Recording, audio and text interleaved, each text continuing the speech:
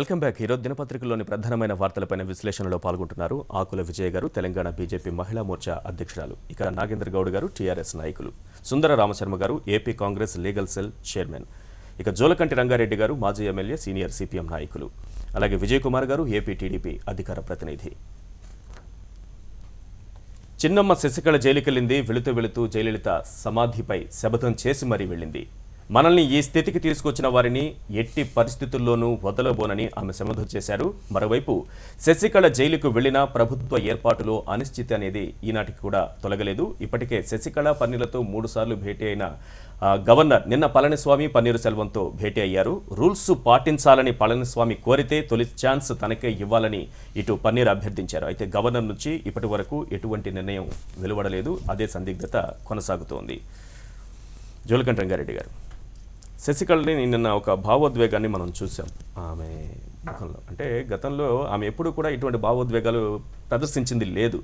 జయలలితకు అత్యంత సన్నిహితంగా ఉన్న సమయంలో కూడా ఆమె ఎప్పుడు మీడియా ముందు మాట్లాడింది కానీ, ప్రజలతో మాట్లాడింది కానీ, ఆమె వాయిస్ ఎలా ఉంటుందని కూడా చాలామంది వినలేదు. ఇప్పుడు మనం వినబోతున్నామని కూడా చర్చించుకున్న పరిస్థితి. మొదటిసారి చాలా భావోద్వేగంతో కనిపించారు. జైలుకి వెళ్ళే సమయంలో జయలలిత సమాధి మీద ఆమె శపథం చేసి 3 సార్లు గట్టిగా కొడుతూ ఆమె చేసినటువంటి శపథం తనకి స్థితి తీసుకొచ్చిన వాళ్ళ మీద కక్ష తీర్చుకుంటానను, ప్రతీకారం తీర్చుకుంటానను ఏదో చెప్పారు.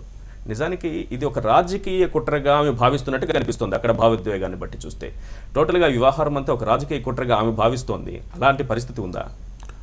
ఇప్పుడు దాంట్లో ప్రజల్లో నలుగుతుంది ఏంటంటే 2 కుట్రలు. ఒకటేమో శశికళ జయలలిత గారు ఉన్నంతకాలం ఆమె బయట ఏ సందర్భంగా కూడా మాట్లాడినటువంటిది లేదు. తర్వాత శశికళ యొక్క పాత్ర ఏంటనేది ప్రజల్లో ఎప్పుడు చర్చ అనేది ఉంది. అయితే జయలలిత అనారోగ్యానికి గురై చనిపోయిందా, లేకపోతే కుట్రతోటి ఆమెను ఏమన్నా చేసి చంపారా అనేది కూడా ఒక అనుమానం ఉంది, ముఖ్యంగా శశికళ పైన ఉన్నది. అయితే జయలలిత ఉన్నప్పుడు ఆమె ముఖ్యమంత్రి కాలేకపోయింది, చనిపోయిన తర్వాతనన్నా ముఖ్యమంత్రి అవుదామని చెప్పేసి అనుకుంటే ఆ రకంగా కూడా అవకాశం లేకుండా పోయింది అనేటువంటి ఒక ఆవేశంతో ప్రత్యక్ష రాజకీయాల్లోకి రానని జయలలిత గారికి చెప్పారు. కాబట్టి ఏంటంటే నేను ఇంత దూరం వచ్చిన తర్వాత కూడా, నేను ఈ స్థాయికి వచ్చిన తర్వాత కూడా, చివరికి నువ్వు చనిపోయిన తర్వాత కూడా నేను ముఖ్యమంత్రి కాలేకపోతున్నా అనేటువంటి ఒక ఆవేదన, ఆవేశం, ఆగ్రహం అవన్నీ కూడా వ్యక్తపరుస్తూ ఆమె ప్రతిజ్ఞ తీసుకున్నట్టుగా అర్థమవుతా ఉంది.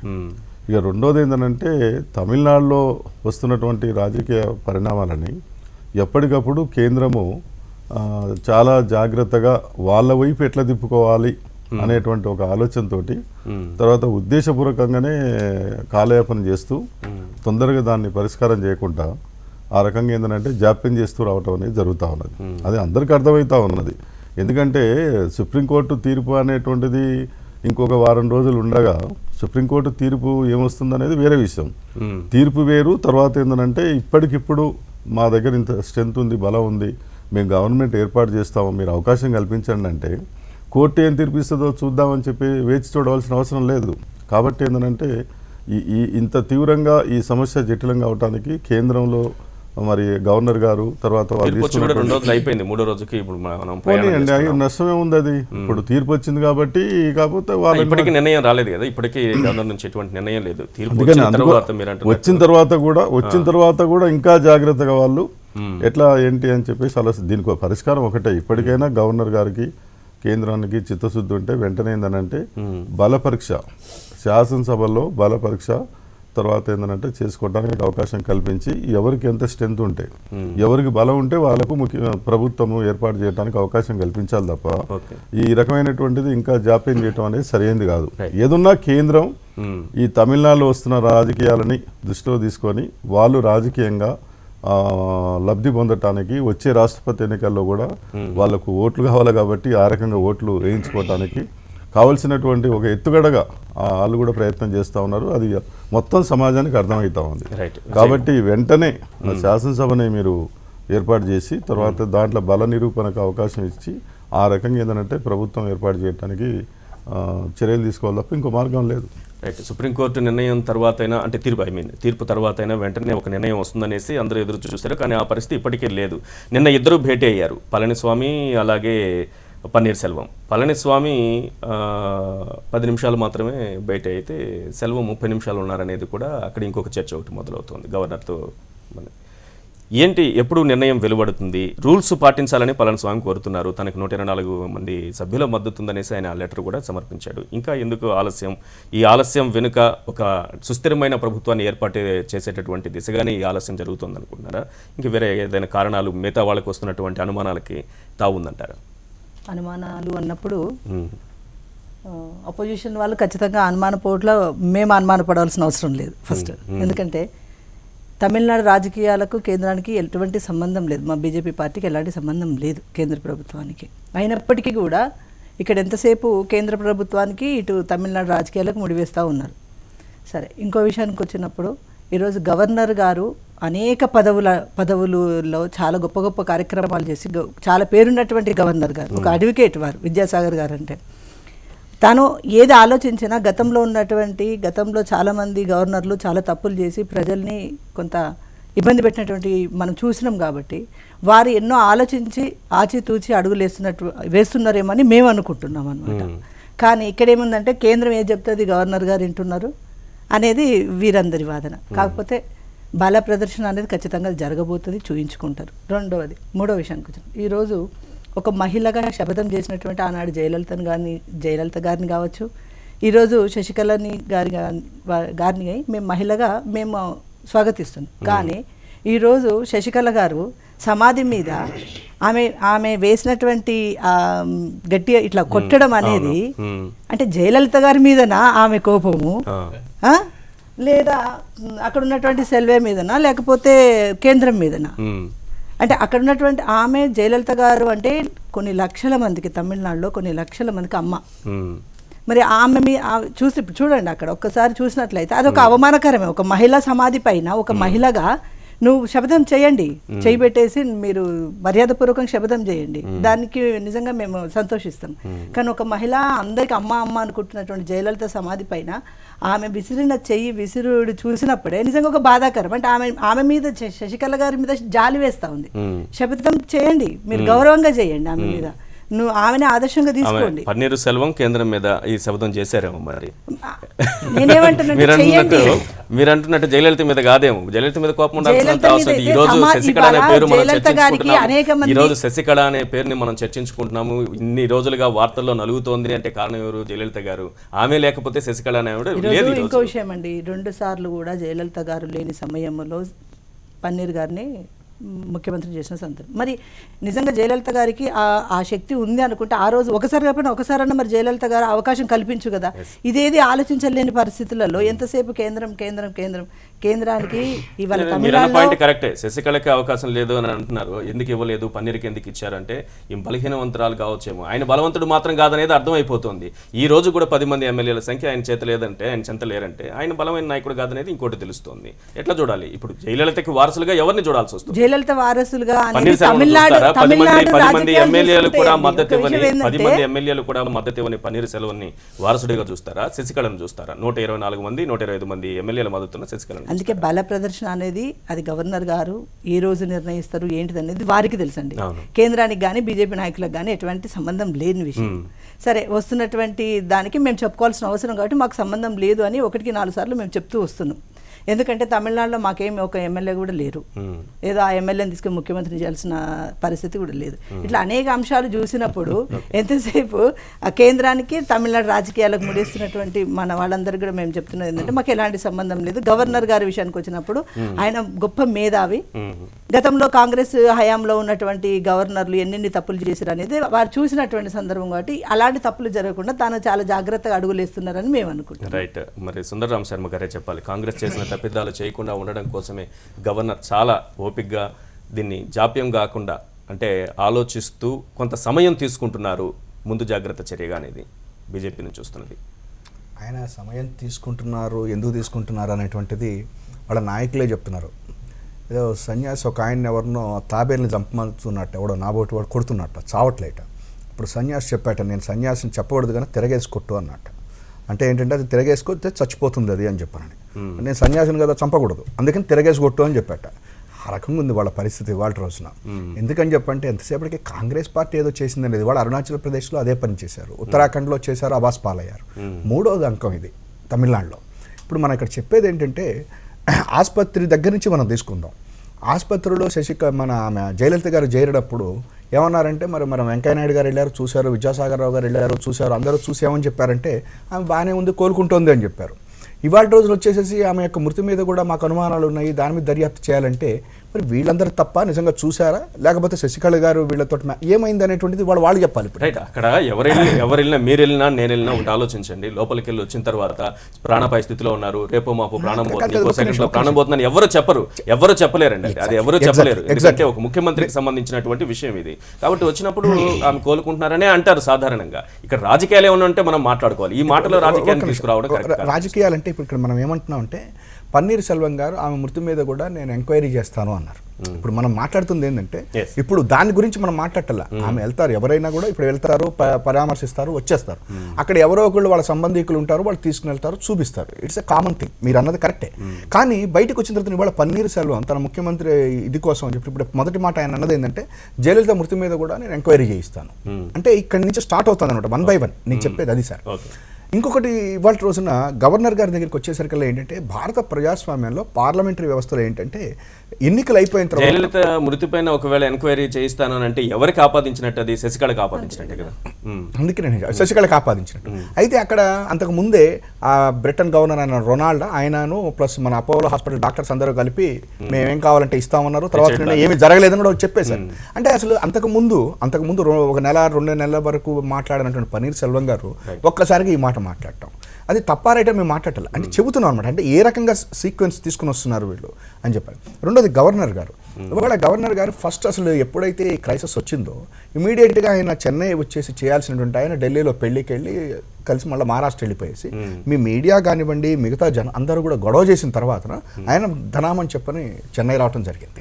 ఇంకొకటి కూడా నేను ఏమని చెప్తున్నానంటేనండి ఇవాళ బీజేపీకి సంబంధం లేదు అని చెప్పంటే సంబంధం లేకపోయేటైతే వెంకయ్య నాయుడు గారు ఏమని చెప్పంటారు, పోయస్ గార్డెన్ మాకు ఒక్క సీట్ కూడా లేదంటారు. ఇందాక నేను చెప్పింది అదే సన్యాసిలాగా మాకు ఒక్క సీట్ లేదు, మాకేం సంబంధం లేదంటారు. మళ్ళీ ఏమన్నా వచ్చేసి పోయస్ గార్డెన్ ఏమన్నా మెమోరియల్ కింద చేయండి అంటారు.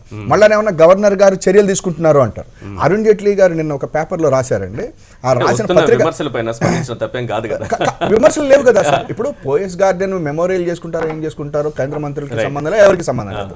ఇంకొకటి ఏంటి, నిన్న ఒక పేపర్లో పత్రికాధిపతి ఆయన రాశారు, ఏమని చెప్పారంటే బీజేపీకి సంబంధించిన అరుణ్ జైట్లీ గారు పాండ్యన్ రాజన్ అనే పార్టీలో చేరమన్నారు అని చెప్పానని. అంటే దీన్ని బట్టి మేం చెప్పట్లేదు, ఇవన్నీ ఏదో కాంగ్రెస్ పార్టీ చెప్పట్లేదు, వీళ్ళు చెప్తున్నారు. ఇప్పుడు ఇవాళ చివరిగా చూడండి 36 గంటలు దాటిపోయిందండి ఇవాళ డెసిషన్ వచ్చి. ఈ రోజు వరకు కూడా ఇప్పటి వరకు దాని మీద ఒక నిర్ణయం తీసుకోలేదు. నిన్న మళ్ళీ ఇద్దరిని పిలిచారు, 7:30కు ఒకళ్ళని 8:30కు ఒకళ్ళని పిలిచారు. అంటే ఇక్కడ జరుగుతున్నది ఏంటంటే ముఖ్యంగా భారతీయ జనతా పార్టీ బహుశా అక్కడ ఎంటర్ కావడానికి చూస్తుంది అని చెప్పి మనం అనుకుంటున్నాం. అయితే అక్కడ మన జాతీయ పార్టీల ఎంట్రన్స్ గనక అవకాశం వస్తే మంచిదే. ఎందుకంటే కాంగ్రెస్ పార్టీ కూడా ఎప్పటి నుంచి ఎదురు చూస్తా ఉంది. అక్కడ అవకాశాలు లేవులేండి. మాకే ఇంకా ఉన్నాయి. కాంగ్రెస్ అవకాశం లేదనేది అక్కడ రాజకీయ. అంటే ఇవాళ ఒక చిన్న ఇది చెప్తాను సార్. ఇవాళ కనుక ఇప్పుడు గవర్నర్ గారు చేస్తున్న దీని ప్రకారం చూస్తే ఇవాళ అన్నాడీఎంకే పార్టీ కనుమరుగయ్యేటువంటి పరిస్థితి కనిపిస్తూ ఉంది. ఇప్పుడు కనుక పళనిస్వామి గారిని కనుక ఇవాళ ముఖ్యమంత్రిగా కనుక ఆయన పిలవకపోయేట్లయితే అక్కడ కనుక వచ్చేటువంటి దీని మూలకంగా ఏఐడిఎంకే పార్టీలో ఉన్నటువంటి ఎవరు కూడా మళ్ళీ ఎన్నికలకు వెళ్ళి జయలలిత గారి లాగా గెలిచేటువంటి పరిస్థితి అక్కడ లేదు. కాబట్టి ఆ పార్టీనే కనుమరుగయ్యేటువంటి పరిస్థితి కూడా మనం చూడాలి. విజయ్ కుమార్ గారు ఎట్లా చూస్తారు మొత్తం వ్యవహారం జరుగుతున్న తీరుని తమిళనాడు రాజకీయాలకు సంబంధించి? మనకి అటార్నీ జనరల్ మొన్న 2 రోజుల క్రితం ఒక సూచన చేశారు, ఈ కాంపోజిట్ బల పరీక్ష ఒకటి పెట్టండి అని. నిన్న కూడా ఆయన మళ్ళీ అదే విషయాన్ని చెప్తున్నారు. అంటే శశికళ జైలుకి వెళ్ళక ముందు, సుప్రీం తీర్పు రాకముందు చెప్పారు, ఇప్పుడు కూడా అదే విషయాన్ని కూడా మళ్ళీ ప్రస్తావించారు. నిన్న ఆయనగా ప్రస్తావించారు. న్యాయ సలహా ఇవ్వడం వేరు, అడిగితే గవర్నర్ అడిగితే న్యాయ సలహా ఇవ్వడం ఒకటి. నిన్న ఆయన మళ్ళీ ప్రస్తావించిన అంశం ఎందుకు ఆలస్యం జరుగుతుంది, ఎక్కడ ఆలస్యం జరుగుతుంది? ఇప్పుడు గవర్నర్ అనే వ్యక్తి నీకు 127 ఉన్నాడా, నీకు 95 ఉన్నాయా అంటే గవర్నర్ అక్కర్లేదు. ఒక క్యాల్కులేట్ ఇచ్చి మీరు నేను ఏమన్నా ఒక లెక్కను పెడితే కూడా చాలు, వాళ్ళు లెక్కేసుకోవాలి. సో గవర్నర్ అనే వ్యక్తి పలు ఫ్యాక్టర్స్ని పరిగణలోకి తీసుకున్న తర్వాత చేయాలి అని మన రాజ్యాంగ ప్రకారం గవర్నర్ అనే ఒక పదవిని సృష్టించడం జరిగింది. సో అతనికి కొన్ని విధులు అంటూ మనం ప్రత్యేకంగా ఏమీ అప్పగించలేదు. అక్కడ ఉన్న పరిస్థితులను బట్టి బేరీ చేసుకొని చేయాలి అన్నారు. సరే, ఇప్పుడు ఆమెకు 127 ఉన్నాయో 128 ఉన్నాయో అని చెప్పి ఆయన క్యాల్కులేటర్ తీసుకోం, లేకపోతే వాళ్ళందరినీ నా ముందు పెట్టే అని చెప్పి అంటే ఒక వ్యక్తి ఎలాంటి వ్యక్తి చీఫ్ మినిస్టర్ కావాలి అన్న దీన్ని కూడా గవర్నర్ బహుశా చూడాలేమో కదా. ఇప్పుడు ఈ దేశం ఎలాంటి దేశం అంటే రాజ్భవన్ ముందు చిటికేసి నేను గంటలో మీ ప్రభుత్వాన్ని పడగొడతాను, నాకు 20 మెంబర్స్ వస్తే చాలు అన్న ప్రతిపక్ష నాయకులు ఉన్న దేశం అది, దురదృష్టవశాత్తు. అలాంటి దేశంలో ఆమె కూడా దాన్ని డబ్బు పెట్టి కొనుక్కున్న అందరినీ స్పష్టంగా తెలుస్తోంది. సో ఆమె డబ్బు పెట్టి కొనుక్కున్నప్పుడు గవర్నర్ గారికి ఆ మాత్రం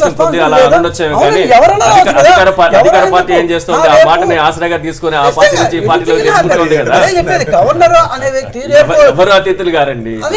నేను చెప్పి దేశం మందే అన్నా, నేను ఒకరిని చెప్పలేదు, మొత్తం దేశం గురించి చెప్పాను. సో రేపు దావూద్ ఇబ్రహీం కూడా ఇక్కడికి వచ్చేసి అంతమంది దాని ఎమ్మెల్యే దావూద్ ఇబ్రహీం లాంటోడు. సో కొనేసి ఏముంది 120 మంది ఎమ్మెల్యే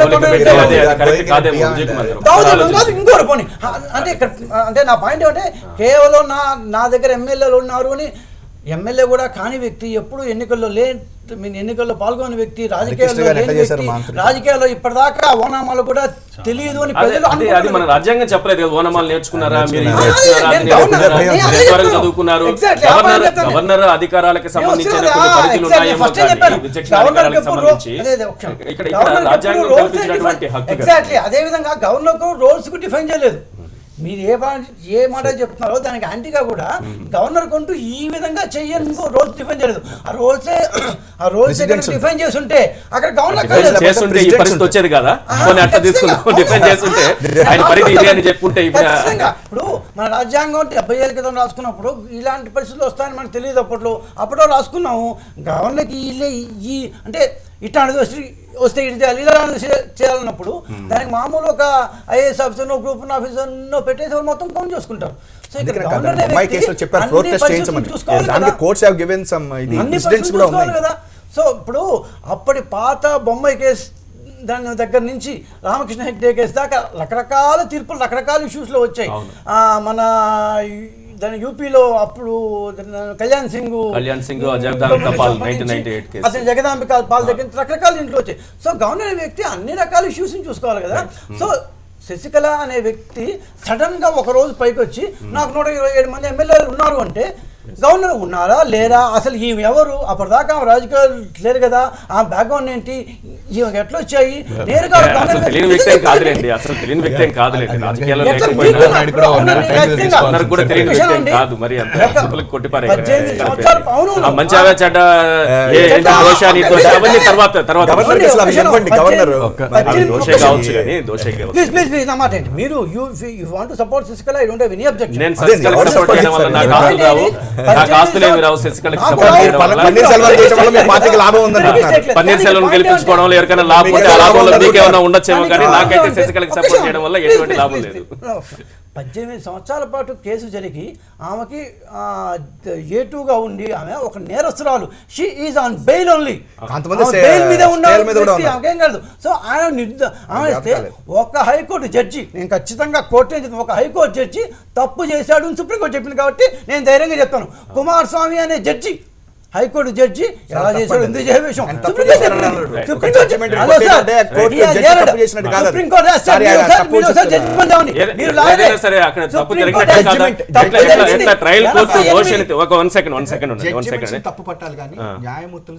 ఎందుకు పట్టకూడదు? ఇప్పుడు జడ్జిమెంట్ వచ్చిన తర్వాత ప్రజలందరూ ఇప్పుడు ఒకటి ట్రయల్ కోర్టు దోషిని తేల్చిన తర్వాత హైకోర్టు నిర్దోషి అని తెలిస్తే ప్రజలందరూ ఆమెకు ఓట్లేసి గెలిపించారండి జయలలిత గారిని. కోర్టులు తప్పుదోవ పట్టించినట్టే కదా ప్రజలను. ఎక్కడ ఇప్పుడు ఇక్కడ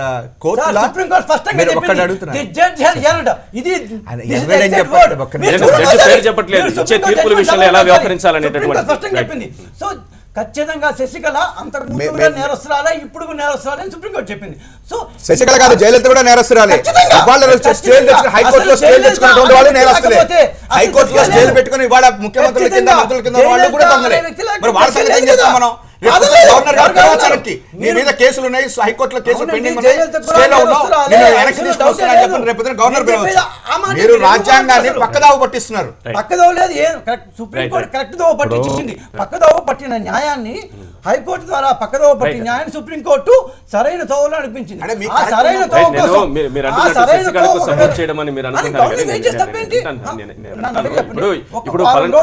ఇంకొక ప్రశ్నకి సమాధానం చెప్పండి. రేపు ఇంకొక వ్యక్తిని 125 మంది ఎమ్మెల్యేలు తమ శాసనసభ పక్ష నేతగా ఒక వ్యక్తిని ఎన్నుకొని మళ్ళీ గవర్నర్ దగ్గరికి వెళ్ళారు. పళనిస్వామి కాదు, పక్కన పెడదాం, ఆయన పైన ఏదైనా కేసు ఉందనుకోండి, ఈ కేసులో తీర్పు వచ్చేంత వరకు ఈ నెట్టి పరిస్థితిలో ముఖ్యమంత్రి కానివ్వనని పక్కన పెడదామా? ఒక సుప్రీంకోర్టు జస్టిస్ అంటే ఆయన అధికార దీని పరంగా వారం రోజుల్లో నేను జడ్జిమెంట్ ఇస్తాను సుప్రీంకోర్టు జస్టిస్ చెప్పినప్పుడు, ఆ కేసు చూస్తున్న సుప్రీంకోర్టు జస్టిస్ చెప్పినప్పుడు ఆల్రెడీ ఆ కేసు యొక్క తీర్పును రిజర్వ్లో ఉంచారంటే ఏ రోజైనా తీర్పు ఇవ్వచ్చు. లాస్ట్ జూన్ నుంచి ఇప్పటిదాకా ఎందుకు లేదు అనేది ఇంకో స్టోరీ, అప్పుడే ఇచ్చి ఉండొచ్చు. సో ఒక సుప్రీంకోర్టు జస్టిస్ ఈ తీర్పును రిజర్వ్లో ఉంచబడిన తీర్పును ఒక వారంలో ఇస్తాను నేను అన్నప్పుడు గవర్నర్గా ఆయన వెయిట్ చేయకపోతే ఆయన తప్పు కాదు. అక్కడ జరిగింది మీకు పూర్తిగా అవగాహన ఉందా లేదా నేను చెప్తాను. కర్ణాటకకు చెందిన న్యాయవాది దుష్యంత్ దవే అక్కడికి వెళ్లి సుప్రీంకోర్టుకి వెళ్లి శశికళ అనే వ్యక్తి ముఖ్యమంత్రిగా ప్రమాణ స్వీకారం చేయడానికి సంసిద్ధులయ్యారు, మీరు తీర్పు చెప్తారా, ఎప్పుడు ఇస్తారు మీరు తీర్పు అంటే వారం 10 రోజుల్లో చెప్తాను అని అన్నారు. మీరు నేను కూడా అదే మాట, ఎందుకు సుప్రీంకోర్టు వెయిట్ చేయకూడదు ఆ అడ్వకేట్ పోయి అడిగాడు. ఎందుకు అడిగాలి? 8 నెలల పాటు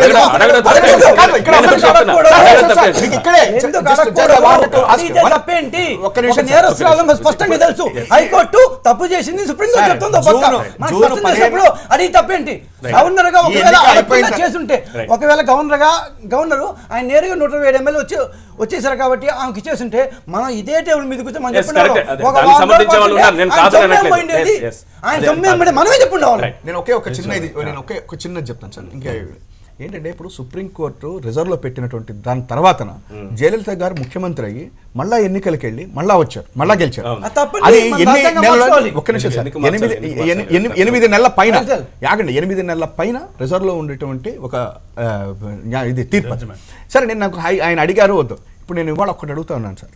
ఇప్పుడు ఆ తీర్పుకు ముందర, ఆ తీర్పు రిజర్వ్లో ఉన్నప్పుడు జయలలిత గారు ఎన్నికలకు వెళ్ళారు, ఆమె ప్రజా తీర్పును పొందారు. ఇవాళ రోజున కోర్టు ఆమెను కూడా శిక్షించింది, యాక్చువల్గా ఆమెను కూడా ఇచ్చేసింది. అక్కడేమి Sasikala A2 actually A1 Jayalalithaa. ఇవాళ ప్రజా తీర్ప, కోర్టులు ఇచ్చినటువంటి తీర్పు అంటే ఇవాళ ఇంత తీసుకున్నటువంటి డిస్ప్రొపోర్షన్ అసెట్స్లో ఆమె అంత ఇదిలో ఉన్నప్పటికీ కూడా హైకోర్టులో, సుప్రీంకోర్టులో ఆమె కేసు పెండింగ్ ఉన్నప్పుడు కూడా ప్రజలు ఆమెకు ఒక తీర్పు ఇచ్చారు. ఇక్కడ నేను చెప్తుంది ఏంటంటే రాజ్యాంగం గవర్నర్ పోవాలి. ఇప్పుడు కోర్టులో కేసులు ఉన్నాయి కాబట్టి, పెండింగ్ గా ఉన్నాయి కాబట్టి రాజ్యాంగం 1 వీక్ లో వస్తుంది. కలిసిపోతే మాకే అభ్యంతరం కలవమని చెప్పండి.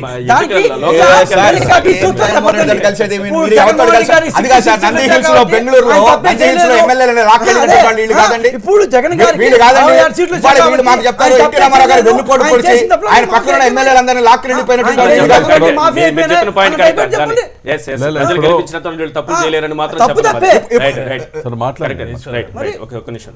ఇప్పుడు దీంట్లో ఎంత క్లియర్ ఉందంటే అటార్నీ జనరల్ గారు, అదేవిధంగా న్యాయ నిపుణులు ఎవరి సలహాలు తీసుకున్నా కూడా అసెంబ్లీని సమావేశపరిచి అక్కడ బల నిరూపణ చేయమని చెప్పి చాలా క్లియర్గా వస్తుంది. గవర్నర్ గారు ఆ డిసిషన్ తీసుకుంటారు, దాన్ని కాదనేది లేదు. కానీ కాకపోతే ఒకటి ఏంటంటే ప్రజాస్వామ్యం గురించి గొంతెత్తి మాట్లాడే అన్ని పార్టీలు కూడా ఈరోజు జరుగుతున్నది ఏంటంటే అక్కడ శశికళ గారు ఒక హోటల్లో పెట్టి అక్కడనే ఆ నాయకుని ఎన్నుకోవడం, ఆ పక్ష నాయకుని డిఎంకే పక్ష నాయకుని ఎన్నుకోవడం, అన్న డిఎంకే పక్ష నాయకుని ఎన్నుకోవడము ఒక హోటల్లో జరిగింది. ఒక హోటల్లో జరిగి అంతకన్నా ఎక్కువ ఒక ఎగ్జాంపుల్ ఈశ్వర్ గారు, ఒక ఎమ్మెల్యే స్వయాన గోడ దుంకి ఆయన వెళ్ళిపోయిండు. ఆయన స్టేట్మెంట్ ఏమున్నదండి అక్కడ, నన్ను నిర్బంధించిండ్రు, నన్ను చంపుతామన్నారు, బెదిరించిండ్రు, ఇవన్నీ జరుగుతున్నాయి అని చెప్పి చెప్తున్నారు.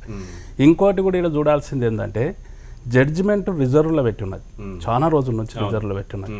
ఆమె ఆ నాయకుడు. ఇప్పుడు ఇంట్లో కూడా ఏంటంటే నిన్న ఆమె శపథం చేయడం అంటే ప్రజాస్వామ్యం హర్షించదగిన విషయం కాదు కదంటే. ఆమె ఏం శపథం, జైలుకు పోతున్న వ్యక్తి, ఆల్రెడీ దోషి రిజర్వ్లో పెట్టిన వ్యక్తిని ఆమెను ఎన్నుకునేసేసి ఆమె మళ్ళా ఎన్నుకున్న సభ్యులను కూడా తీసుకుపోయి ఒక దగ్గర నిర్బంధించడం కాకపోయినా ఒక దగ్గర ఉంచి, అయితే స్వయాన ఇప్పుడు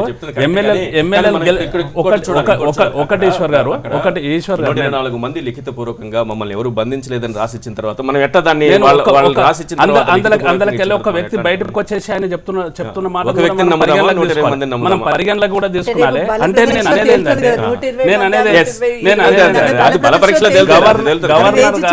గవర్నర్ గారు రాజకీయ సంక్షోభాన్ని కూడా ఆలోచన చేయాల్సిన అవసరం ఉన్నది. ఒక సుస్థిరమైన పరిపాలన ప్రభుత్వాన్ని కూడా ఇచ్చే పరిస్థితి ఆయన ఆలోచన చేయాల్సిన అవసరం ఉన్నది. ఒక క్రిమినల్ ఆమె ఆస్తులకు మించిన ఆదాయానికి మించిన ఆస్తుల కేసులో ఆమె దోషి ఆమె. ట్రయల్ కోర్టు చాలా క్లియర్గా జడ్జిమెంట్ ఇచ్చింది, దాన్ని ఆపడం జరగవచ్చు, హైకోర్టు ఆపడం జరిగింది. తర్వాత ఎక్కడ జరిగినా కూడా న్యాయం. ఇప్పుడు ఆమె చేసిన శపథాలలో నేను ఎవరినో తీసుకుంటా, ఇదంతా కుట్ర జరిగింది. ఏం కుట్ర అండి? ట్రయల్ కోర్టులో జరిగినాడు ఏం కుట్ర జరిగింది? లేకపోతే హైకోర్టులో కూడా కుట్ర జరిగింది. ఆ రోజు హైకోర్టులో కూడా కుట్ర జరిగింది. నువ్వు ఎన్ని రోజులు బయట ఉన్నావా? లేకుంటే నీ నాయకురాలు ఇప్పుడు ఈడ క్లియర్గా కూడా ఉన్నది. శశికళ అనే వ్యక్తిని జయలలిత గారు ఎక్కడ కూడా ఆమె రాజకీయాలకు ఎంట్రీ చేయలేదు ఇన్ని రోజుల నుంచి. ఎన్నో ఆస్తులలో చూసుకున్నది, దోస్తాన్ని చూసుకున్నది, లేకపోతే ఇంట్లో ఉంచుకున్నది, ఇంటి నుంచి కూడా బయటికి వెళ్ళగొట్టింది. దేని కొరకు బయటికి వెళ్ళగొట్టింది మనం దాన్ని కూడా గమనించాలి. రాజకీయాల్లో ఆమె కుటుంబం అంతా ఎంటర్ అవుతున్నది, ఆమె కూడా ఎంటర్ అవుతున్నది. కాబట్టి మళ్ళీ ఆమె రాసిచ్చింది జయలలిత గారికి, ఒకవేళ సమాధి మీద నువ్వు శపథం చేస్తున్నప్పుడు సమాధి మీద ఆమె సాక్షిగా నువ్వు చెప్తుంటే ఆమెకు రాసిచ్చిన దాని మీద ఏం బైండ్ అయినా నువ్వు ఇవ్వాలని, దాని మీద ఏం చెప్పగలుగుతావు అంటే ఈ విధంగా ఉన్నది. కాబట్టి గవర్నర్ వ్యవస్థను గతంలో పూర్తిగా కించపరిచింది, గవర్నర్ వ్యవస్థను దిగజార్చింది. మనం ఇప్పుడు రామ్లాల్ గారు అప్పుడు చూసినాం, కాంగ్రెస్ పార్టీ చేసింది ఏంటంటే ఆ రోజు అప్రజాస్వామికంగా తెలుగు రాష్ట్రం లోపల, ఆంధ్రప్రదేశ్ లోపల ప్రభుత్వాన్ని పడగొట్టేసేసి నాదెండ్ల భాస్కరరావును చేసి ఆ విధంగా వ్యవస్థను పూర్తిగా కించపరిచే విధంగా, ప్రజలు చీకొట్టే విధంగా, రాజకీయ నిపుణులందరూ కూడా ఈ విధంగా చేసే విధంగా జరిగింది. ఏది ఏమైనా తమిళనాడులో జరుగుతున్న పరిణామం చూస్తే ఈ రోజు రేపు తెరబడే అవకాశం ఉంది. ఇంకోటి ఈశ్వర్ గారు, మన టీవీ ఛానల్ ద్వారా నేను విజ్ఞప్తి ఏం చేస్తున్నా అంటే, ఆ హోటల్లో నిర్బంధించడమైనా జరగవచ్చు, సమావేశం అని ఉండొచ్చు, వాళ్ళు ఎవ్వరు లేకుండా వాళ్ళే అక్కడ ఉంటుండొచ్చు. కానీ ఇట్లాంటి పరిస్థితుల్లో వాళ్ళను స్వేచ్ఛ వదిలేసేసి కరెక్ట్ గా సమావేశపరచాలి, అందరినీ దూరాలి. ఇప్పుడు రేపు శివాజీ గారు మాజీ ఎంపీ మనకు ఫోన్ లైన్ లో అందుబాటులో ఉన్నారు. శివాజీ గారు, తమిళనాడు రాజకీయాలను మీరు అబ్జర్వ్ చేస్తున్నారు. ఏంటి ఇప్పుడు గవర్నర్ గారికి ముందున్నటువంటి ఆప్షన్స్ ఏం కనిపిస్తున్నాయి? ఎట్లా దీనికి ఫుల్ స్టాప్ పడుతుంది అనుకుంటున్నారు?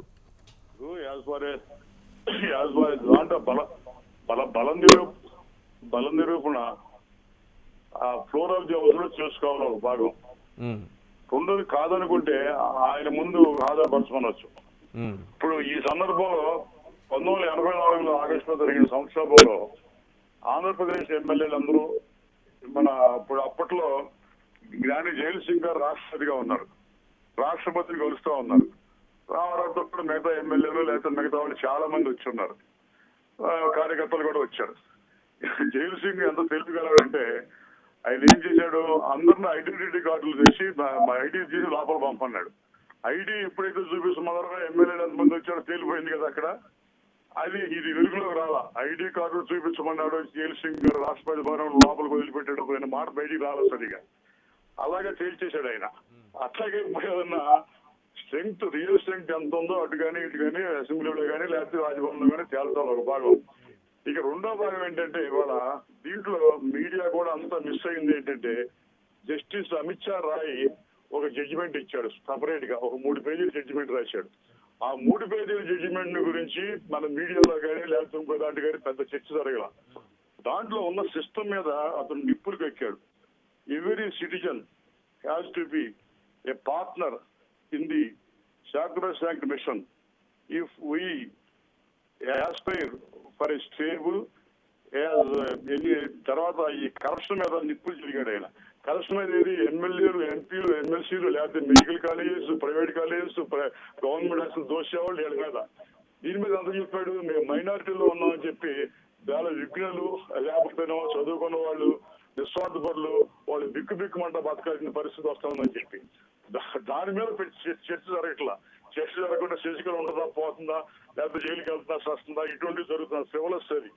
ఇటువంటి దాని మీద చర్చ జరిగి ఇవాళ ఆంధ్రప్రదేశ్లో కూడా ఈ ఆర్టిస్టిక్ ని ప్రయోగించినట్టయితే చాలా మంది వాళ్ళ రాజకీయాల్లో ఉన్న వాళ్ళు దే ఆర్ వలరబుల్. చాలా మంది majority of them are vulnerable.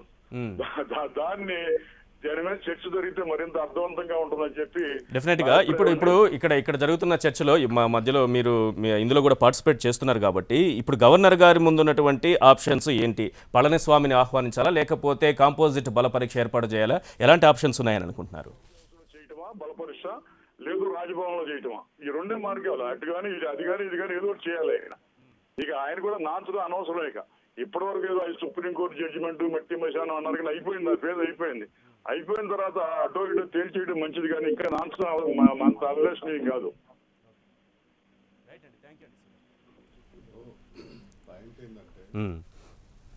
ఇప్పుడు అవినీతి విషయానికి వస్తే చాలామంది అవినీతి పరులు ముఖ్యమంత్రులు ఉన్నారు, మంత్రులు ఉన్నారు, కేంద్రంలో కూడా మంత్రులు ఉన్నారు, గవర్నర్లు కూడా అవినీతి పరులు అనుకునే వాళ్ళు గవర్నర్లు కూడా ఉన్నారు. కాబట్టి ఏంటంటే విషయం అది కాదు. అన్ని వ్యవస్థలకు ఉన్నాయి, న్యాయ అన్ని వ్యవస్థ కూడా వ్యవస్థలు రావడం ఉన్నాయి. మనం చూసాం కదా. సుప్రీంకోర్టు ఎక్కడ లేదని చెప్పాలి చెప్పండి. అవినీతి మార్గం లేని వ్యవస్థే లేదు. సుప్రీంకోర్టు అమ్మా ఇటున్నమ్మా సుప్రీంకోర్టు జడ్జి గారు ఇప్పుడు ఇచ్చినటువంటి తీర్పులో ఎంత ఆవేదనతోటి ఇప్పుడు శివాజీ గారు చెప్పినట్టుగానే ఎన్నో విషయాలు చెప్పారు. అవినీతి అనేది పెరిగిపోతుంది, తర్వాత నిజాయితీ పరులు అనేటువంటి వాళ్ళు నిస్వార్థంతో పనిచేసే నాయకులంతా కూడా ఇవాళ నిర్వీర్యం అయిపోతూ ఉన్నారు. తర్వాత బాగా అక్రమంగా డబ్బు సంపాదించుకొని అక్రమ పద్ధతుల్లో ఎన్నికలు గెలిచి అధికారం చెలాయించేటువంటి వాళ్ళే చలామణి అవుతూ ఉన్నారు.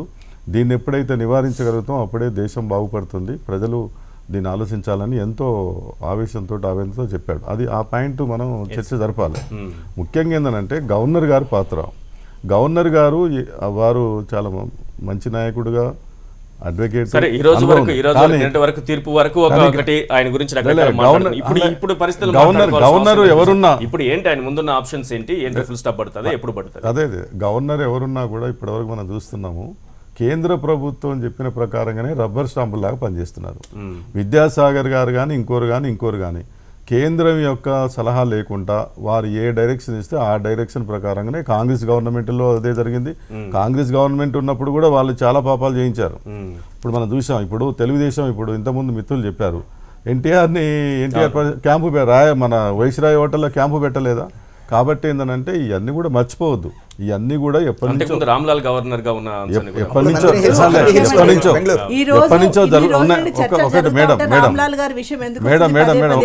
చరిత్రలో ఒక ఒక్క నిమిషం మేడం.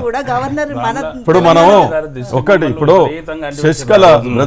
శశికళ ఆమె నిజాయితీ పరాలా లేకపోతే ఆమె మీద కేసులు ఇవన్నీ వేరే భాగం. కానీ మన వినండి ఒక్క నిమిషం ఆగండి. మీరు చెప్పినప్పుడు మీ విన్నాం కదా. ఇప్పుడు గవర్నర్ పాత్ర ఏంటంటే ఎవరి మీద శిక్ష వేస్తారు, ఎవరి మీద నేరం అనేది మనం వెయిట్ చేయటం కాదు. ఇప్పుడున్న పరిస్థితుల్లో గవర్నర్ గారి పాత్ర ఏంటంటే ప్రజలు ఎన్నుకుంటారండి ఎవరు నేరస్తులు, ఎవరు మంచి నాయకులు, చెడు నాయకులు. కానీ గవర్నర్ గారు కాదు, ప్రజలు ఎక్కడ ఎన్నుకునే అవకాశం ఉంది? ప్రజల మనోభావాలకు విరుద్ధంగా ప్రజలు మోసపోతున్నారు. మనం చూస్తే ప్రజలు పన్నీర్ సెల్వం వైపు ఉన్నారు, ప్రజలు మోసపోతున్నారు. పరిస్థితుల్లో ప్రజలు మీరు అన్నట్టు ప్రజలు పన్నీర్ సెల్వం వైపు ఉన్నారని అనుకుంటున్నారు. ఎమ్మెల్యేలేమో శశికళ వైపు ఉన్నారు. ఏది చూడాలి గవర్నర్? అందుకని రాజ్యాంగబద్ధంగానే వ్యవహరించాలి.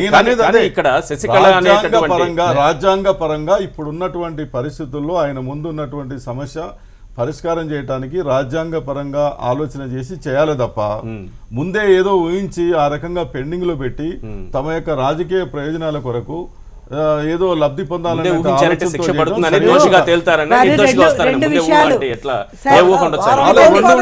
డిలే చేస్తే వాళ్ళ క్యాంప్ అంతా కూడా డిలే చేయటం వల్ల చీలిపోతారు. తర్వాత ఏంటంటే ఒక చీలికని అటువైపు తిప్పుకోవడానికి అవకాశం ఉంటది, రాజకీయంగా లాభపడడానికి అవకాశం ఉంటది అనేటువంటిది. ఇప్పుడు వెంకయ్య నాయుడు గారి యొక్క స్టేట్మెంట్స్ మనం చూసినట్టయితే దాన్ని బట్టే అర్థమవుతుంది. వచ్చేటువంటి పరిణామాలన్నింటినీ కూడా ముందే ఆయన స్టేట్మెంట్స్ ఇచ్చారు.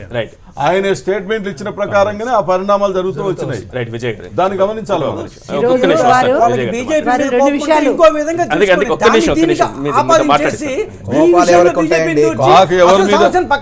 ఎవరి మీద కోపం ఉండదు.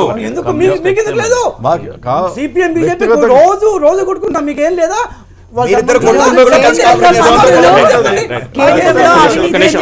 విజయాన్ని మాట్లాడించి మీ దగ్గరికి వస్తాను. ఒక నిమిషం ఉండండి విజయ్ కుమార్. కేంద్రంలో మంత్రులు అవినీతిలో ఉన్నారు అని చెప్పినటువంటి విషయాన్ని ఇప్పుడు కాదు, అంతకుముందు లేరు, ఇప్పుడు లేరా? లేదు, అంతకుముందు ఎప్పుడు మాకు సంబంధం పార్లమెంట్ లేని విషయం. మెంబర్స్ కాంగ్రెస్ ఉన్నారు. పార్టీ కాదు, అలాగే ఎంపీలు జైలు ఉన్నారు, కోసం ఎంపీలు వెళ్ళిపోయింది. రూపాయలు తీసుకొని ఎక్కువ ఇచ్చే వాళ్ళు జైళ్ళకి లేరా? వెళ్ళిపోయినాయి కాంగ్రెస్ పార్టీలో ఉన్నటువంటి ఇప్పుడు కూడా దేశయ్య ఉన్నారమ్మా. పార్టీ. కాంగ్రెస్ పార్టీ ఎందుకని మీ కానీ పార్టీ గురించి ఇప్పుడు మా చెప్పండి. బీజేపీ ప్రభుత్వం పార్టీ పార్టీలతో ఎందుకు విషయంలో పార్టీలే కాదు కాదు ప్రధానం కదా. ఈ దేశానికి పార్టీలు పార్టీ పార్టీలను వాళ్ళు మాట్లాడుకోవడం వల్ల పార్టీలో అవినీతిలో ఉన్నారన్నది కాంగ్రెస్ పార్టీనా మేము ఎందుకు బీజేపీనా ఒప్పుకోవాలి? ఇంకో పార్టీనా అవినీతి పరులు ఉండటం వల్ల ఎంత నష్టం జరుగుతోంది అది మాట్లాడుకుంటాం. ఏ పార్టీ కాదండి, ఏ పార్టీలో వాళ్ళ గవర్నర్ గారు రబ్బర్ స్టాంప్ గా పనిచేస్తున్నారు అని చెప్తున్నారు. అంటే గతంలో ఉన్నటువంటి గవర్నర్లు తప్పు చేసి ఇవాళ చరిత్రలో ఇన్ని రోజుల నుంచి చర్చ జరుగుతూ ఉంటే ఎవరైతే తప్పులు చేశారో వాళ్ళ పేర్లు వస్తూ ఉన్నాయి. అదే విధంగా రేపు రాబోయే రోజుల్లో ఇంకేదైనా అంశం జరిగినప్పుడు పలానా గవర్నర్ ఉన్నప్పుడు చాలా బాగా చేసినారు అనే పేరు రావాలనేది, తర్వాత అతనికి ఎంతో అనుభవం ఉన్నటువంటి వారు, ఎంతో మేధావి కాబట్టి ఆచితూచి అడుగులేస్తున్నారు అని అట్లా ఆలోచించకుండా కేంద్రానికి రబ్బర్ స్టాంప్ గా గవర్నర్ గారు ఉన్నారు అనేది మాత్రం గవర్నర్ అది వ్యవస్థ ఎట్లా ఉంది? ఇప్పుడు గవర్నర్ వ్యవస్థను ఏ విధంగా మాట్లాడినా కూడా ఇప్పుడు అక్కడ జరిగేది ప్రజాస్వామ్యాన్ని కాపాడాలండి. అవును. ఎందుకంటే రాజకీయ కుట్రలు జరిగినాయి, కుట్రల రూపంగానే మనం చూస్తే ఈ రోజు రేపు బయటపడుతుంది. ఒకవేళ కుట్రలే జరగాలి, బీజేపీ కుట్ర గిట్ట చేసినట్లుంటే గవర్నర్ క్లియర్గా ఇది అది అంతా సంక్షోభం సృష్టించేసి ఆయన ప్రెసిడెంట్ రూల్ పోతారో అప్పుడు అడ్వాంటేజ్ తీసుకొని ఎలక్షన్స్ అవి ఏమైనా జరగవచ్చు. అయితే కాకపోతే ఏంటంటే ఏదైతే ఎమ్మెల్యేల క్యాంపెనింగ్ జరుగుతుందో దాన్ని రిలీజ్ చేయాలి. క్యాంపెనింగ్ ఉండకూడదు. క్యాంపెనింగ్ వ్యవస్థ కరెక్ట్ కాదు. ఇప్పుడు గతంలో జరిగింది బంధించడం బంధించకపోవడం ఇప్పుడు లేదంటే అక్కడ ఏం జరుగుతుంది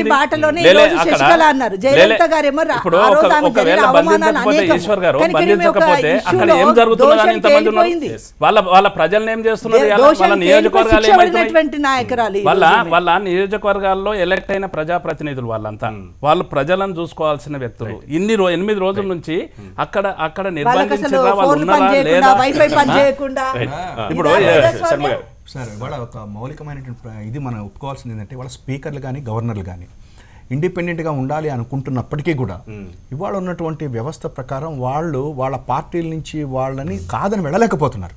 ఇవాళ స్పీకర్స్ కానీ గవర్నర్ ఎవరు? విద్యాసాగర్ రావు గారిని అంటలా నేను ఇక్కడ. గవర్నర్ ఎవరు?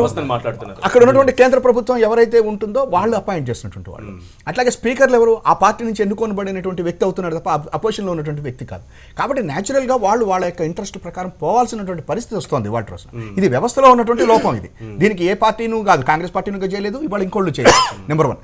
నెంబర్ 2 ఇంకొకటి ఏంటంటే ఇవాళ ఇప్పుడే ఇంత శివాజీ గారు ఒక మాట చెప్పారు, దాని జైల్ సింగ్ గారి దగ్గరికి వెళ్తా ఉంటే ఐడి కార్డులు అడిగారు అని.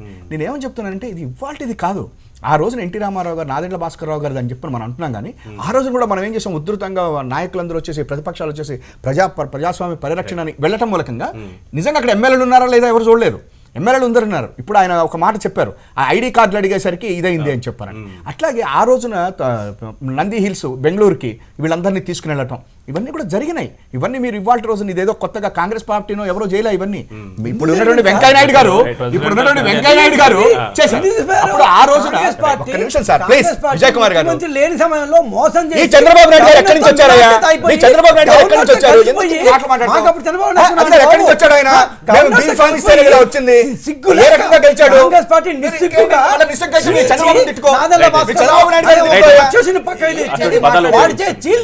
ఆయన చీల్పించి గవర్నర్ తో కలిసిపోయి మీరు చేసిన నిర్వాహకం అది. చంద్రబాబు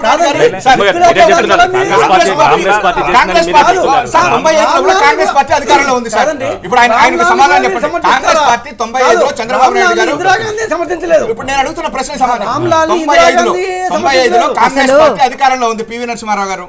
మరి ఆ రోజున చంద్రబాబు నాయుడు గారు వెన్నుపడి సపోర్ట్ చేశావా? చెప్పండి. ఆ రోజు లక్ష్మీ పార్వతి అన్న వ్యక్తి మా పార్టీ మా పార్టీ పడతాం. మేము పక్క పార్టీలకు పోలేదు, పక్క పార్టీలు పోయి వాళ్ళని లాక్కోలేదు. మీ మరి సిగ్గులేక ఆ పార్టీ నుంచి ఒక 70 శాతం తీసుకోలేదు.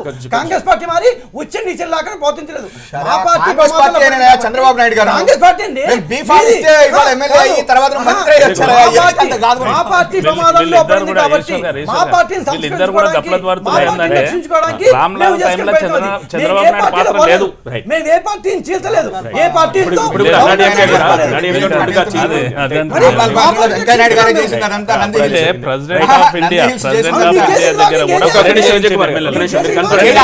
చెప్పింది మీకు.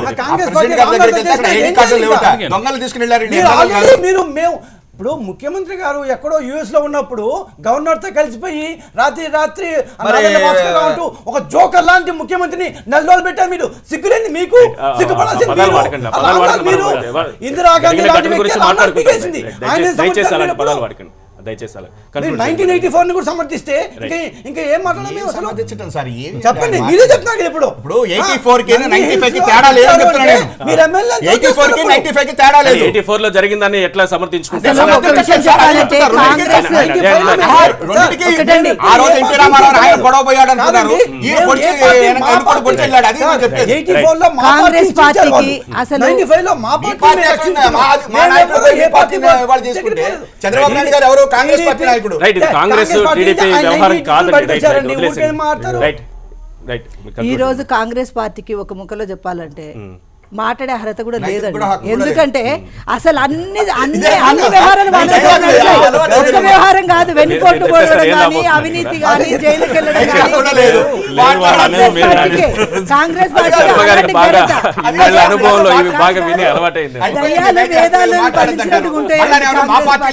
తీసుకెళ్తారు. ఎంత దారుణం ఒక్క మాట చెప్తాను సార్. మమతా బెనర్జీ దగ్గర నుంచి ఏది ఏమైనా కాంగ్రెస్ పార్టీ విషయంలో వచ్చినప్పుడైతే జైలు నిండినటువంటి ఘనత కావచ్చు, అవినీతి విషయంలో కావచ్చు, అనేక అంశాలలో మాత్రం ఆ ఘనతలంతా వాళ్ళకి దక్కినటువంటిదే. ఈ రోజు వెన్నుపోటు గురించి దాని గురించి మనం మరో అంశంలోకి వెళ్తున్నాం. నిన్న ఏపీ ముఖ్యమంత్రి చంద్రబాబు నాయుడు గారు వైఎస్ జగన్మోహన్ రెడ్డి ప్రతిపక్ష నేతపై ఘాటైన వ్యాఖ్యలు చేశారు. అవినీతిలో శశికళ కంటే ఎన్నో రెట్లు ముందున్నారని అన్నారు. చట్టం నుంచి ఎవరూ తప్పించుకోలేరు, పులివెందులలో దౌర్జన్యంతోనే గెలిచారు, అది నిజమైన గెలుపు కాదని కూడా అన్నారు. కడప అభివృద్ధిపై మాటలు చెప్పి ముగ్గురాలు కూడా దోచుకున్న చరిత్ర అంటూ కూడా ఘాటుగా విమర్శలు చేశారు. ఆస్తుల కోసం హత్యలు చేసిన చరిత్ర వారిది అంటూ ఆయన చేసినటువంటి వ్యాఖ్యలు మనం ఇప్పుడు చర్చించుకోబోతున్నాం. విజయ్ కుమార్ గారు, ఏంటి వ్యాఖ్యలు? ఈ స్థాయిలో ఒక ప్రతిపక్ష నేతని, అంటే మనం శశికళ అంశం అక్కడ చూసాం కాబట్టి మళ్ళీ ఇక్కడ కూడా అలాంటి శశికళకి ఎన్నో రెట్లు ముందున్నటువంటి నాయకుడు ఉన్నాడని ఒక ముఖ్యమంత్రి ప్రతిపక్ష నేత పైన ఇలాంటి వ్యాఖ్యలు చేయడం, హత్యల గురించి ఇవన్నీ మాట్లాడడం. శశికళ మీరు ఇతరుగా చెప్తున్నాను, అక్కడికి ఇక్కడికి మౌలికమైన తేడా ఏంటంటే శశికళ అవినీతి చేసింది అంటూ సుబ్రహ్మణ్య స్వామి కేసు వేసి ఆ తర్వాత అప్పుడు గవర్నరు ఈ పంపించి ఆ కేసు కంటిన్యూ అయింది. కానీ ఇక్కడ మేము సుప్రీంకోర్టులో అఫిడవిట్లు ఇస్తే supreme court has found a prima facie evidence, దీంట్లో అవినీతి ఉంది అని సుప్రీంకోర్టు, భారతదేశ అత్యున్నత న్యాయప్రాధికార సంస్థ సుప్రీంకోర్టు ఈ జగన్మోహన్ రెడ్డి గారి కేసులో ప్రైమా ఫేసి ఎవిడెన్స్ ఉంది అని హైకోర్టుకి రెఫర్ చేసి సిబిఐ అంటే సగం పైగా సుప్రీంకోర్టు ఆల్రెడీ డిసైడ్ చేసింది జగన్మోహన్ రెడ్డి గారు దోషి. ఈయన ఇచ్చిన అఫిడవిట్ ప్రకారం మాకు ప్రైమా ఫేసి ఎవిడెన్స్ కనిపిస్తోందని ముందు సుప్రీంకోర్టు నిర్ణయం చేసిన తర్వాత ఆ తర్వాత సిబిఐ అంటే సగం already supreme court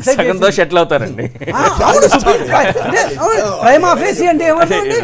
prima facie evidence అంటే ఏమర్థం? ప్రైమా ఫేసి ఎవిడెన్స్ అంటే వాళ్ళు కూడా దాన్ని ఏమంటారు, లాయర్లే కదా. ప్రైమా ఫేసి ఎవిడెన్స్ ఉంది సుప్రీంకోర్టు చెప్పిందా లేదా? అదేవిధంగా వాళ్ళు చెప్పంగానే విజయమ్మ గారు మా నాయకులు మీద కూడా వేశారు, దీంట్లో లేదు అని కొట్టేసింది కూడా. మీరేమంటారు? ఎంబడే మీరు మేనేజ్ అంటే మీరు లాయర్గా ఉండి కూడా మీరు కనీసం ఇప్పుడు అదే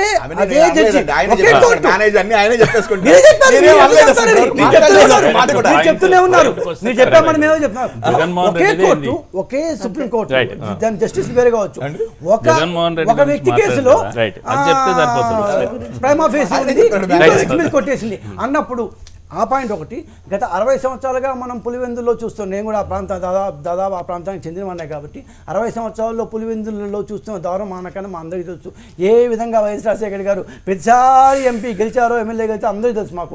సో అవన్నీ చూసిన తర్వాత ముఖ్యమంత్రి గారు చెప్పిన దాంట్లో ఎక్కడన్నా ఫుల్ పొరపాటు ఉందో చెప్పండి. ఒకవేళ ఏమన్నా పొరపాటు ఉందని చెప్తే దాన్ని కడప జిల్లా మొత్తం కూడా అదే దౌర్జన్యం ఉంది, అందుకే అన్ని సీట్లు గెలుస్తున్నారు. లేదు పులివెందుల అని చెప్పి పులివెందులు ఎందుకండి? పులివెందుల ఆ పరిస్థితి దౌర్జన్యం, పులివెందుల దౌర్జన్యం అనుకుందాం. స్పియర్ ఆఫ్ ఇన్ఫ్లుయెన్స్ అంటారు.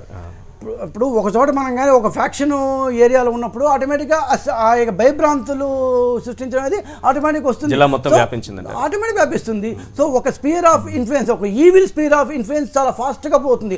పుణ్యం చేస్తే చాలా టైం పడుతుంది పోను, కానీ దాన్ని ఏమన్నా పాపం చేస్తే దాని భయం అనేది భయభ్రాంతులు గురి చేయడం, ఏం చేస్తే ఏం చేస్తారో అన్న ఈ భయం అనేది ఆటోమేటిక్గా ఫాస్ట్గా వస్తుంది. సో ఆ యొక్క spear of influence, evil spear of influence in Kadapa district was the core, the epicenter point వచ్చి ఆల్రెడీ ఇప్పుడు పులివెందులుగా ఉండేది. సో ఇక అక్కడ మేము మాట్లాడలేం పోయి ఇన్ని సంవత్సరాలు మీరు నేను ఎవరన్నా పోయి గట్టిగా మాట్లాడాలంటే దాన్ని రాజకీయాల్లో బాగా కాకలు తీయని వాళ్ళు మా సారు ఆయన చెప్పండి ఇప్పటిదాకా ఎవరన్నా పులివెందులో పోయి గట్టిగా మాట్లాడగలరా ఇన్ని సంవత్సరాల పాటు లేదు. రైట్ సో ఖచ్చితంగా రైట్ అండి. గౌతమ్ రెడ్డి గారు ఉన్నారు జరిగింది కాబట్టి ఒక నిమిషం పోనీ గౌతమ్ రెడ్డి గారు అడగండి. రైట్. ఆయన ఇంతకుముందు కమ్యూనిస్ట్ పార్టీలో ఉన్నోళ్ళు ఇవాళ పార్టీ కాకుండా ఇంతకు ముందు ఉన్న పార్టీలో ఉన్న మనసును ఒక్కసారి మారు మనసు ఉంటారే ఆ మారు మనసును తెచ్చుకొని చెప్పమండి. రైట్ మారు మనసుతో మాట్లాడతారే మారు మనసుతో కూడా ఏం చెప్తారు గౌతమ్ రెడ్డి గారు చెప్పండి. గౌతమ్ రెడ్డి గారు ఏం చెప్తారు నిన్న ముఖ్యమంత్రి గారి వ్యాఖ్యల పైన? మారు మనసుతో ఈ వైఎస్ఆర్సీపీ మనసు కాకుండా అంట ఇంతకు ముందు మనసు ఎప్పుడైతే ఆయన ఇంతకుముందు వామపక్షాల్లో ఉన్న మనసు ఉందే చెప్పండి ఆ మనసే అడుగుతున్నాం. అంటే నమస్కారం అండి. నమస్తే అండి చెప్పండి గౌతమ్ రెడ్డి గారు. అంటే ఈ డిస్కషన్ అది అంత హాస్యాస్పదంగా ఉందో అనేటువంటిది కూడా కనపడతా ఉంది వినపడుతుంది కూడా. ఎందుకంటే ఒక మనిషి ఒక పులివెందుల్ని గందరగోళం చేశాడని జిల్లాకి చేశాడని సరే చేశాడనేది బాగానే ఉంది అనుకుందాం అనుకో రాజశేఖర రెడ్డి గారు. సరే రాజశేఖర రెడ్డి గారు ముఖ్యమంత్రి అయిపోయాడే. ఆ ముఖ్యమంత్రి అవటానికి రాష్ట్ర ప్రజానీకం యావత్తు కూడా ఆయన నీరాజనాలు పలిచారే. పోనీ ఇంకా మీరు అన్నట్లుగా ఆయన దౌర్జన్యం అంటే హత్య రాజకీయాలే లేకపోతే దౌర్జన్యం చేస్తూ ఉంటే రెండోసారి మళ్ళీ ముఖ్యమంత్రిని ఎలా చేశారండి? అది ఎలా అవ్వగలిగింది?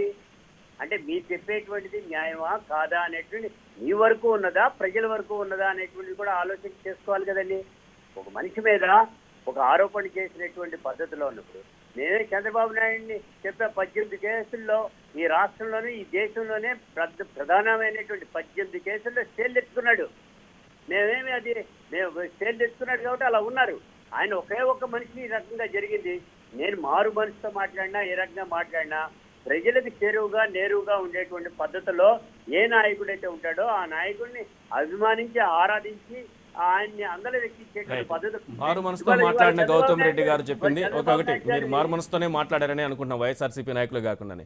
ఏం చెప్తారు? 2 సార్లు ముఖ్యమంత్రిగా రాష్ట్ర ప్రజలు ఎట్లా గెలిపిస్తారు ఇంత దౌర్జన్యాలు చేస్తుంటే పులివెందులలో? రాష్ట్ర ప్రజలందరూ భయపడి చేశారా? అదే జిల్లాకైతే ఆపాదించారు. ఇందాక లేరు ఇతను గౌతమ్ రెడ్డి గారు జయలలితకి 100 కోట్ల రూపాయలు ఫైను 4 సంవత్సరాలు శిక్ష వేసిన తర్వాత కూడా జైలు గెలిచింది. బహుశా ఇప్పుడు కూడా శశికళ కలవచ్చాము. కాంగ్రెస్ పార్టీకి చెందిన వ్యక్తిగా ఎమ్మెల్యేగా ఆయన గెలిచారు. కాంగ్రెస్ పార్టీ ఆయన ఎమ్మెల్యేగా ఎన్నుకుంది. ముఖ్యమంత్రిగా ఆయన గెలవాల. అధ్యక్ష పాలన లేదు మన ఆంధ్రదేశంలో. అప్పుడు కాంగ్రెస్ గెలవగానే ముఖ్యమంత్రి ఎవరు అవుతారు అనుకున్నారు? అది వాళ్ళ ఇష్టం. కదా నేను స్వచ్ఛం మాది ఒకే మనసు. నేను ఇంత పార్టీ మారలాగా ధైర్యంగా చెప్తాను. అవకాశమే లేదు కదా. మేము పక్క పార్టీలు దృష్టి పోం. ఇప్పుడు ఎంతసేపటికి ఆ పార్టీని చీల్చాలని మా ఉద్దేశం మాకు లేదు కాబట్టి అందుకే మేము పక్క చూడవలసింది. మా పార్టీ ఎంతమంది గెలుచుకోవాలి అని మేము ప్రయత్నిస్తామే కానీ పక్క పార్టీని చీల్చుకోవాలి, ఆ చీల్చి ముఖ్యమంత్రి చేయాలి. లేకపోతే ఒక చిరంజీవి అనే ఒక యాక్టర్ని తెచ్చి వాళ్ళ చేత దాన్ని ప్రత్యేక పార్టీ పెట్టించి ఓటు చీల్చి ఇదంతా ఉండేది రాజశేఖర్ రెడ్డి. మళ్ళీ ఇప్పుడు మళ్ళీ మనం పవన్ కళ్యాణ్ దగ్గరికి రావాలి. పవన్ కళ్యాణ్ ఇవన్నీ ఎందుకండి? చెప్పండి 2009లో ఎట్లా గెలిచారు వాళ్ళు? 2004లో మీరు చెప్పినట్టు కాంగ్రెస్ పార్టీ గెలిచింది, ఆయన్ని ముఖ్యమంత్రిగా ఎన్నుకున్నారని చెప్పినట్టు 2009లో రాజశేఖర రెడ్డి గారే. కానీ ఎక్కడొచ్చా చిరంజీవి క్యారెక్టర్? ఎట్లొచ్చా చిరంజీవి క్యారెక్టర్? పోనీ వచ్చినోడే ఉన్న పార్టీ కంటిన్యూ చేశాడా? దాంట్లో గెలిపేశాడు, వేలం వేశాడు. ఆ పాయింట్ మనం పెట్టిన పార్టీని 4 రోజుల లోపల వేలం వేసి కాంగ్రెస్ లో కలిపేశాడు. అప్పుడు ఎవరు చిరంజీవి? పర్టికులర్ కాంగ్రెస్ పార్టీ వాడే. అంటే మీరే ఇంకో క్యారెక్టర్ తెచ్చి మీరే ఓటు తీసి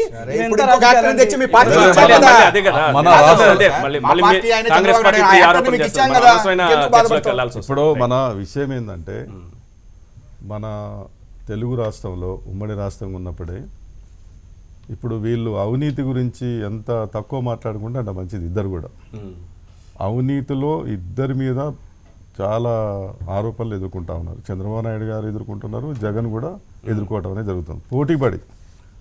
అసలు ఈ అవినీతి రాజకీయాలు తర్వాత అవకాశవాద రాజకీయాలు ఒక కార్పొరేట్ రాజకీయాలు మొదలైంది ఏంటంటే వాస్తవంగా తెలుగుదేశం గవర్నమెంట్ సార్, మేము కానీ ఏనండి అరే మీరు మాట్లాడారు కదా మీరు మాట్లాడారు కదా అరే మీరు ఆగండి మీరు మాట్లాడినప్పుడు మేము ఉన్నాం కదా మీరు ఆగండి మీరు అందరినీ చెప్పనియండి మీరు ఒక్కరే మాట్లాడుతుంటే వినండి ఒక్క నిమిషం సిపిఎం పార్టీగా మీరు చెప్తున్నారు కదా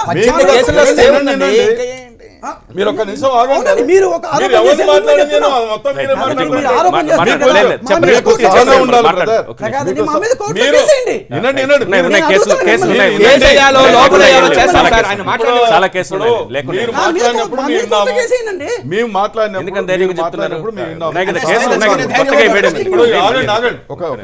చెప్పండి. చాలా పెద్ద ఎత్తున అవినీతి ఆరోపణలు ఎదుర్కోవటం అనేది జరిగింది. చంద్రబాబు నాయుడు గారు ఏ రకంగానైతే రాజకీయాలు తర్వాత ఇవన్నీ నడిపించారో చంద్రబాబు నాయుడు గారి కంటే డబల్ నడిపిస్తామనేటువంటి పద్ధతుల్లో వీళ్ళు అధికారంలోకి వచ్చిన తర్వాత కూడా కార్పొరేట్ రాజకీయాలు తర్వాత ఏందనంటే పెద్ద ఎత్తున ఒక పెద్ద లాబింగ్ నడిపించిందనంటే ప్రభుత్వాన్ని నడిపించుకుంటూ తమకు దగ్గరగా ఉన్న వాళ్లకు తమ వాళ్ళకు సంబంధించిన వాళ్ళు పెద్ద ఎత్తున అంటే అవినీతి అక్రమాలకు పాల్పడడం మాత్రం వాస్తవం. వీళ్ళిద్దరు మాట్లాడటం అంటే దయ్యాలు వేదాలు వల్లించినట్టే. చంద్రబాబు నాయుడు గారు కానీ జగన్ కానీ నిజాయితీ గురించి మాట్లాడితే ప్రజలు ఎవరు కూడా నమ్మరు. కాకుంటే వేరే ఆల్టర్నేటివ్ లేక ప్రజలు ఏంటంటే ఇటువైపు అటువైపు చేకూడుతున్నారు. రాజకీయాలను మొత్తం కూడా కార్పొరేట్ రాజకీయాలు ఒక ప్రైవేట్ లిమిటెడ్ కంపెనీ లాగా నడిపిస్తూ ఉన్నారు. దీన్ని ప్రజలు గమనించి వీళ్ళిద్దరికీ ఎట్లా ప్రజలు అనేది బుద్ధి చెప్పాలనేది ఆలోచించాలి తప్ప దీంట్లో ఏందనంటే చంద్రబాబు నాయుడు గారు క్లీన్ అయినట్టు ఆయన ఒక్కడే అవినీతి పరుడైనట్టు లేకపోతే జగన్ క్లీన్ అయినట్టు చంద్రబాబు నాయుడు అవినీతి పరుడు ఎవరు చెప్పినా కూడా దీంట్లో పోటీపడి ఆ రకంగా ఏంటంటే చేస్తున్నారు తప్ప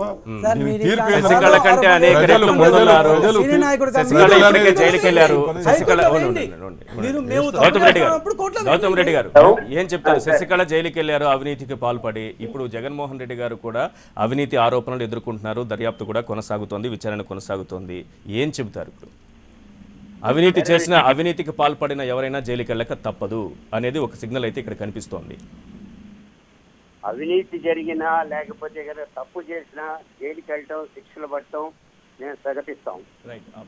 కానీ మేము మొట్టమొదటి నుంచి చెప్పేది ఇది చంద్రబాబు నాయుడు కాంగ్రెస్ వారు కలిసికట్టుగా ప్రైవేట్ పిటిషన్ పైన జరిగినటువంటిది. ఇది నిరాధారమైనటువంటి వాటిల్లో ఆధారాలు క్రియేట్ చేయడానికి సిబిఐని వాడుకుని వేసినటువంటి కేసులు అనేటువంటి చిత్రం. ఎటువంటి పరిస్థితుల్లో ఈ కేసుల్లోంచి బయటపడేటువంటి పద్ధతి ఉంటుంది. చట్ట ప్రకారంగా కూడా వెరిఫై చేసినా కానీ దీనిలో ఏ రకమైనటువంటి తప్పు లేదనేటువంటిది స్పష్టంగా మాకు అర్థమవుతుంది. కాబట్టి మేము మొదటి నుంచి కూడా విచారణ చేయండి, విచారణకి మేము పాల్గొంటామని జగన్మోహన్ రెడ్డి గారు చెప్పారు. మేము కూడా చెప్తున్నాం, అదే స్టాండ్ నిలబడి ఉంటామని. రైట్ అండి గౌతమ్ రెడ్డి గారు. నేను అనేది ఏంటంటే సార్, ఇవాళ కోర్టులకి వెళ్ళటము అవన్నీ కూడా జనరల్గా జరిగేటువంటి ఇది. మీకు గుర్తుందో లేదా, చంద్రబాబు నాయుడు గారు ఇంకా కొంతమంది మీద ప్రైమా ఫేసీ కేసు ఉన్నది అని చెప్పని ఆంధ్రప్రదేశ్ హైకోర్టు చెప్పడం జరిగింది. చెప్పంగానే ఏమి చేశారంటే ముందర అర్జెంటుగా వాళ్ళ మీద ఇది చేయమంటే సిబిఐ ఏమని చెప్పిందంటే మాకు జనం లేరు, అధికారులు లేరు, మేము ఏం చేయలేము. సిబ్బంది చెప్పేసరికి ఒక నెల రోజుల పాటు దాన్ని ఆపడంతో వాళ్ళు సుప్రీంకోర్టుకి వెళ్ళారు. సుప్రీం నుంచి ఇక్కడికి వచ్చిన తర్వాత క్రాష్ చేసేసారు మొత్తం. అందుకని కాబట్టి నేను చెప్పేది ఏంటంటే ఇప్పటికైనా 18 కేసులు సార్ మాట్లాడేవాడి ఎన్నిసార్లు వేయాలని నేను చేస్తాను కదా, మేము చేస్తాం సరిపోతుంది కదా. మళ్ళీ ఇంకో కొత్త కేసు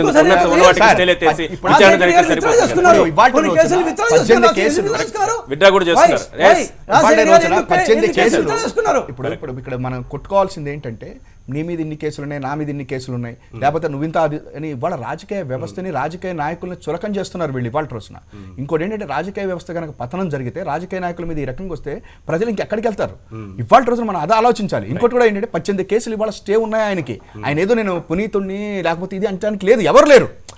కాబట్టి మీరు ఏదో విమర్శించటం మానేసేయండి. ఇప్పటికైనా కూడా మీరు నిజంగా అధికారంలోకి వచ్చారు, నా మీద మీరు విమర్శలు చేస్తున్న వాళ్ళు మీరు ఏ రకంగా ప్రజలకి కొత్తగా చూపిస్తారో చెయ్యండి. అంతే తప్ప ఇంకా ఇప్పటికీ కూడా కాంగ్రెస్ పార్టీని ఇచ్చేసుకోవడం అనేది వేస్టింగ్.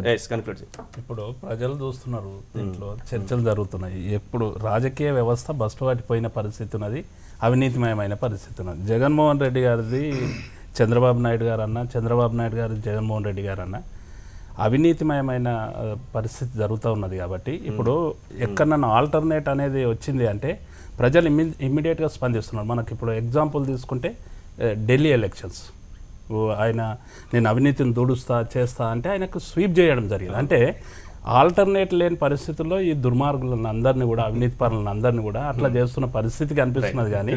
కానీ రాజకీయాల్లో ఈ ఈ ఈ అక్రమాలు, ఈ అవినీతి, లేకుంటే హత్యలు, దౌర్జన్యాలు ఈ లేని రాజకీయం రావాలి. అది మనం ఆకాంక్షించాలి. కానీ నీవెక్కువ దోసుకున్నావా నేను ఎక్కువ దోసుకున్నా అనే దానికి వస్తే అందరూ కూడా గదే పరిస్థితి గట్లని చర్చలో పాల్గొన్నందుకు విజయ్ కుమార్ గారు, ములకంటి రంగారెడ్డి గారు, అలాగే సుందర రామశర్మ గారు, ఆకుల విజయ్ గారు. ఇది వాటి చర్చా కార్యక్రమం. చూస్తూనే ఉండండి హెచ్ఎం టీవీ.